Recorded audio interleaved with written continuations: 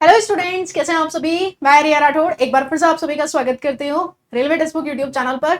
और ये उम्मीद करती हूँ कि आप सभी बहुत अच्छे होंगे और आपकी स्टडी काफी अच्छे चल रही होगी। जैसे कि आप सभी को पता है, हमारा एक बहुत छोटा सा और प्यारा सा सेशन होता है जिसमें हम लोग कम समय में बहुत सारी चीजों को सीखने का प्रयास करते हैं।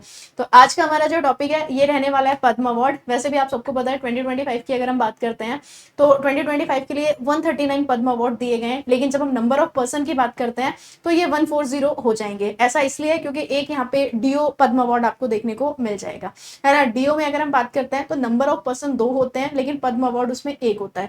तो नंबर ऑफ पर्सन अगर आपसे पूछे तो 140 हो जाएंगे, लेकिन पद्म अवार्ड अगर आपसे पूछे तो वो 139 हो जाएंगे। तो शुरू करते हैं बिना आपका समय बर्बाद किए, क्योंकि आप सबको पता है पढ़ते और सीखते हम लोग बहुत कुछ है और समय हमारे पास होता है बहुत कम। स्टार्ट करते हैं स्टार्ट करते हैं स्टार्ट करते हैं। डन है। सेशन को शुरू करें उससे पहले अगर आपने ऐप को डाउनलोड नहीं किया तो ऐप को जरूर डाउनलोड करना। चैनल पे नए हो तो चैनल को आप जरूर सब्सक्राइब करना। सबसे पहले अगर हम बात करते हैं तो साल की शुरुआत में गणतंत्र दिवस के अवसर पर 139 पद्म अवार्ड विनर्स का ऐलान किया गया था, जिसमें 7 पद्म विभूषण है, 19 पद्म भूषण है, 7 पद्म विभूषण, 7 पद्म विभूषण, 19 पद्म भूषण और 113 यहाँ पे पद्मश्री अवार्ड हो जाएंगे। ऐसे में यानी कि कल कल कितनी तारीख थी, 27 ऑफ मई को, 27 ऑफ मई को राजधानी दिल्ली में राष्ट्रपति द्रौपदी मुर्मू ने सभी विनर्स से इस राष्ट्रीय सम्मान से जो है वो नवाजा। यानी जितने भी विनर्स हैं उन सबको ये वाले अवार्ड जो है वो दे दिए हैं, पद्म अवार्ड। अब हमें यहाँ पे याद क्या रखना है, 7 + 19 + 113, 7 + 19 + 113 इज इक्वल टू कितना हो जाएगा, 139, 139। 7 की अगर हम बात करते हैं पद्म विभूषण हो जाएगा, 19 की अगर हम बात करते हैं तो पद्म भूषण हो जाएगा, और 113 की अगर हम बात करते हैं तो पद्म श्री हो जाएगा। ये आप इतना क्या रखोगे, याद रखोगे। अच्छा, जब हम पद्म अवार्ड्स की बात करते हैं तो इनको कब शुरू किया गया, तो मैम 1954 में इनको शुरू किया गया। वर्ष 1978, 1979, 1993 और 1997 के दौरान थोड़े से गैप को छोड़ करके हर साल ये वाले अवार्ड जो हैं वो अनाउंस होते हैं, या फिर अगर हम बात करते हैं हर साल ये वाले अवार्ड दिए जाते हैं। अब अनाउंस से आप क्या समझे, या तो 25 ऑफ जैन को या 26 ऑफ जैन को ये अनाउंस होते हैं और आगे चल करके अप्रैल मई में ये अवार्ड दिए जाते हैं। नेक्स्ट की तरफ अगर हम लोग देखें, अच्छा, पद्म विभूषण ये असाधारण एवं विशिष्ट सेवा के लिए दिया जाता है, पद्म भूषण ये उच्च कोटि की विशिष्ट सेवा के लिए दिया जाता है, और पद्मश्री की अगर हम बात करते हैं तो ये विशिष्ट सेवा के लिए दिया जाता है। आगे बढ़ते हैं नेक्स्ट की तरफ। तो यहाँ पे ये पुरस्कार सभी प्रकार की गतिविधियों, जैसे कि अगर हम लोग बात करना चाहें तो यहाँ पे आर्ट हो गया, आर्ट के अलावा लिटरेचर एंड एजुकेशन हो गया, स्पोर्ट्स हो गया, मेडिसिन हो गया, सोशल सर्विस हो गया, साइंस एंड इंजीनियरिंग हो गया, पब्लिक वर्क हो गया, सिविल सर्विस हो गया, बिजनेस एंड इंडस्ट्री हो गया। तो इन सभी सेक्टर में, या फिर हम बोल सकते हैं कि इन सभी विषयों में जो है वो दिए जाते हैं। भारत सरकार ने 1954 में 2 नागरिक अवार्ड जो है वो स्टार्ट किए थे, 2 सिविलियन अवार्ड स्टार्ट किए थे, जिसमें से एक आपका भारत रत्न है और दूसरा आपका पद्म विभूषण है। इन दोनों को कब शुरू किया गया, तो मैम 1954 में इनको शुरू किया। अच्छा, ये जो आफ्टर वाले हैं, यानी जब हम बाद की बात करते हैं, बाद का मतलब ये जो आपका पद्म विभूषण है, इसकी 3 कैटेगरियां रखी गई थी, क्लास 1, क्लास 2 और क्लास 3, है ना। या फिर हम बोल सकते हैं कि श्रेणी 1, श्रेणी 2 और श्रेणी 3। वही यहाँ पर है कि बाद वाले पुरस्कार में 3 कैटेगरी मिलेगी, 3 श्रेणी मिलेगी। पहला वर्ग हो गया, दूसरा वर्ग हो गया और तीसरा वर्ग हो गया, यानी कि फर्स्ट क्लास, सेकेंड क्लास और थर्ड क्लास। आगे चल करके इनका नाम जो है वो चेंज किया जाता है, यानी 8 जनवरी 1955 को, 8 जनवरी 1955 को जारी राष्ट्रपति की अधिसूचना के तहत इनका नाम बदल करके पद्म विभूषण, पद्म भूषण और पद्मश्री कर दिया गया। जैसे आप लोग पीस टाइम कैलेंडरी अवार्ड पढ़ते हो ना, जैसे कि आप लोगों का अशोक चक्र हो गया, कीर्ति चक्र हो गया और फिर आपका शौर्य चक्र हो जाता है। तो इनका पुराना नाम क्या था, अशोक चक्र 1, अशोक चक्र 2 और अशोक चक्र 3। आगे चल करके फिर इनका नाम चेंज किया गया था। तो ठीक ऐसे ही 1954 में 2 अवार्ड शुरू किए गए, भारत रत्न और पद्म विभूषण। पद्म विभूषण की 3 कैटेगरी या 3 श्रेणियां आप बोल सकते हो, जिसमें से एक तो पद्म विभूषण खुद भी था, यानी कि क्लास 1, क्लास 2 और क्लास 3, और उसके बाद इनका नाम चेंज किया गया 8 जनवरी 1955 को। नेक्स्ट की तरफ हम लोग बात करते हैं, तो यहाँ पे इस साल की अगर हम बात करते हैं तो 139 पद्म अवार्ड जो है ये दिए गए हैं, 139 पद्म अवार्ड। इसमें से एक आपका डीओ केस होगा। जब हम डीओ केस की बात करते हैं तो यहाँ पे जो अवार्ड होता है पद्म अवार्ड वो 1 होता है, और नंबर ऑफ पर्सन कितने होते हैं, तो नंबर ऑफ पर्सन 2 होते हैं। ठीक है, यहाँ पे सेम वही बात लिखी हुई है, 7 + 19 + 113, यानी कि अगर हम बात करेंगे 7 हमारे पास क्या हो जाते हैं, पद्म विभूषण, प्लस 19 हमारे पास पद्म भूषण, और 113 हमारे पास क्या हो जाएंगे, तो पद्मश्री। तो टोटल कितने हो गए, 139 139।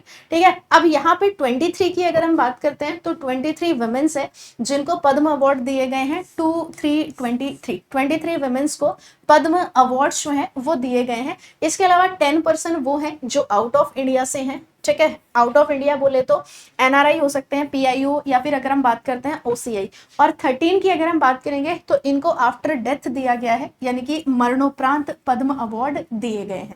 तो यहाँ पे हम लोगों को समझना है कि 7 लोगों को पद्म विभूषण, 19 लोगों को पद्म भूषण और 113 को पद्मश्री दिया गया है, जिसमें से 23 की अगर हम बात करते हैं तो ये वुमेन्स हैं। 10 की अगर हम बात करते हैं तो ये आउट ऑफ इंडिया के हैं। इसके अलावा 13 की अगर हम बात करते हैं तो इनको आफ्टर डेथ पद्म अवार्ड दिया गया है।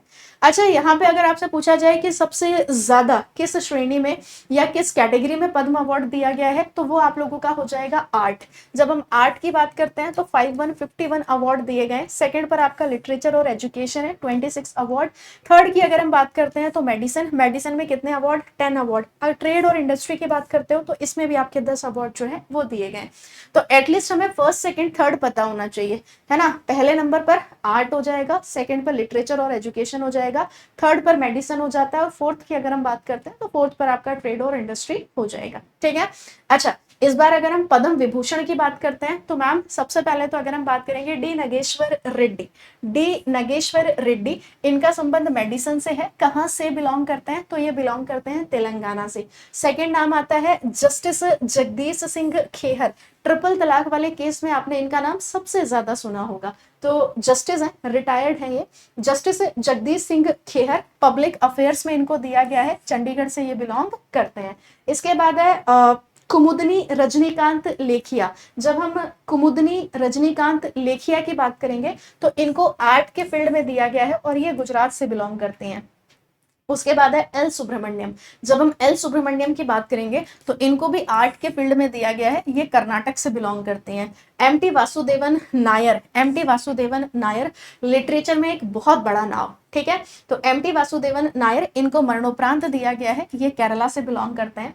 ओसामू सुजुकी की अगर हम बात करते हैं, मारुति 800, है ना, ओसामू सुजुकी, इनको ट्रेड एंड इंडस्ट्री में दिया गया और ये कहाँ से बिलोंग करते हैं, जापान से। और लास्ट नाम आता है शारदा सिन्हा का। शारदा सिन्हा, इनको आर्ट के फील्ड में दिया गया है और बिहार कोकिला के नाम से इनको जाना जाता है।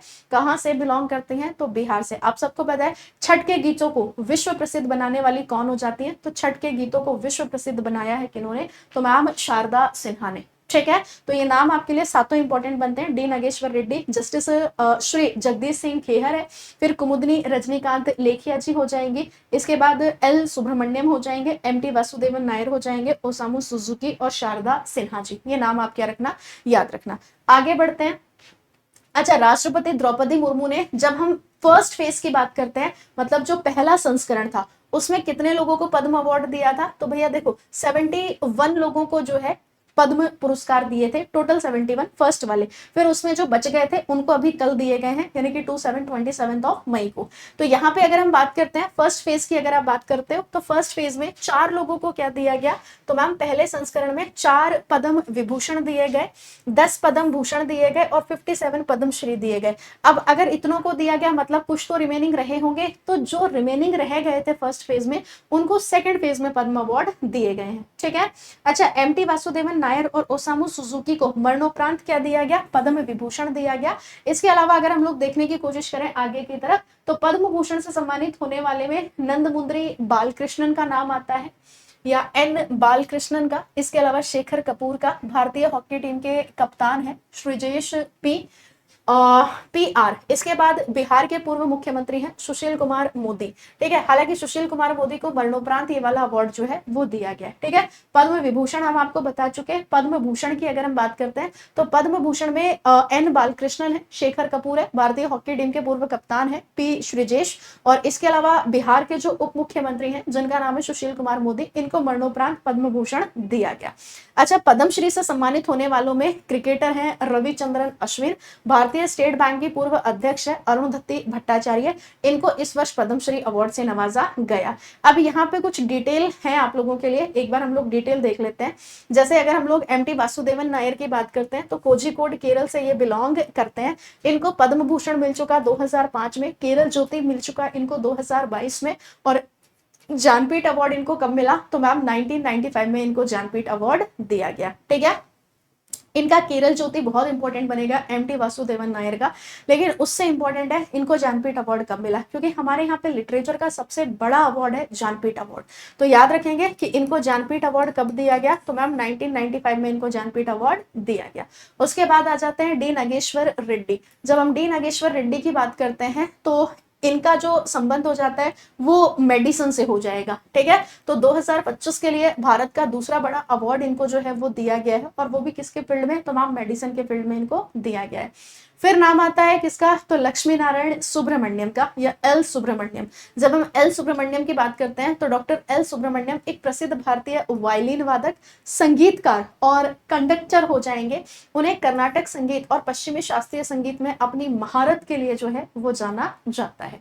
इसके बाद ओसामू सुजुकी की अगर हम बात करते हैं तो सुजुकी के पूर्व CEO ओसामू सुजुकी को देश के घरेलू ऑटोमोटिव क्षेत्र में उनके योगदान के लिए मरणोपरांत भारत का दूसरा सर्वोच्च सम्मान पद्म विभूषण से सम्मानित किया गया है। ठीक है, अब यहाँ पे पद्म भूषण के जो नाम है वो मैंने यहाँ पर लिखे हुए हैं। जैसा कि N बालकृष्णन की अगर हम बात करते हैं तो आंध्र प्रदेश से ये बिलोंग करते हैं। सुशील कुमार मोदी की बात करते हैं तो बिहार से बिलोंग करते हैं। शेखर कपूर की बात करोगे महाराष्ट्र से बिलोंग करेंगे। इसके अलावा पंकज R पटेल की बात करते हो तो गुजरात से ये बिलोंग करते हैं। PR श्रीजेश का नाम मैं आपको बता चुकी, केरल, ये खेल से संबंधित है, तो इनका स्टेट एटलीस्ट आप लोग याद रखना है ना, PR श्रीजेश का।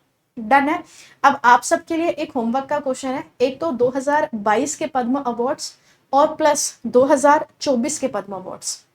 ठीक है, ज्यादा नहीं तो आप मुझे ऐसा करना, एटलीस्ट पद्म विभूषण तो आप मुझे बता ही देना।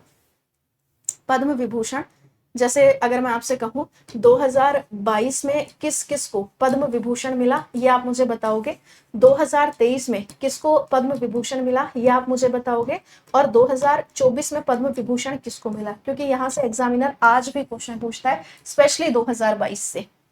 ठीक है, तो ये आप मुझे क्या बताओगे, ये आप मुझे होमवर्क में बताओगे। मुलाकात करेंगे एक नए सेशन के साथ, तब तक के लिए पढ़ते रहिए, मुस्कुराते रहिए और ऐसे ही सीखते रहिए मेरे साथ और हमारी पूरी टीम के साथ। Thank you so much, bye bye, best of luck.